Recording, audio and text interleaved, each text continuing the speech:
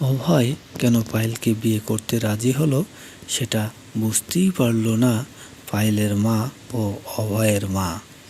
পায়েলও বুঝতে পারেনি যে পায়েলের সাথে নাটক করছে অভয় আর বরুণ।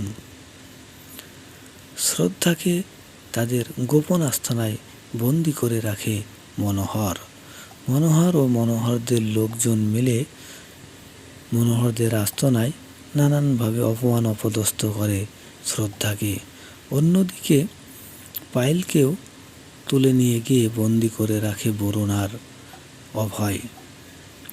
বরুণ আর অভয় পায়েলকে বিয়ে করবে বলে আশ্বাস দিয়ে নিয়ে গিয়ে বেঁধে রাখে।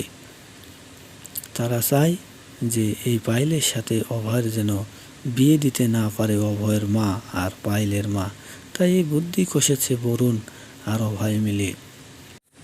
অন্যদিকে শ্রদ্ধার উপরে যখন মনোহর ও মনোহরের লোকজন অত্যাচার করে, ঠিক তখনই কীর্তি দল বল নিয়ে চলে যায় মনোহরদের আস্তানায়।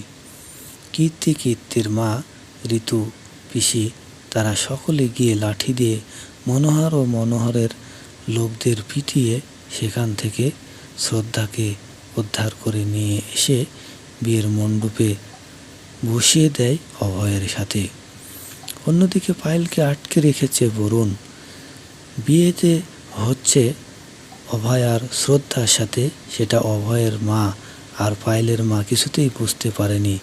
পরে যখন দেখে যে পায়েল আসতেছে বাড়িতে, এ ঘটনা দেখে অভয়ের মা আর পায়েলের মা আশ্চর্য হয়ে যাবে।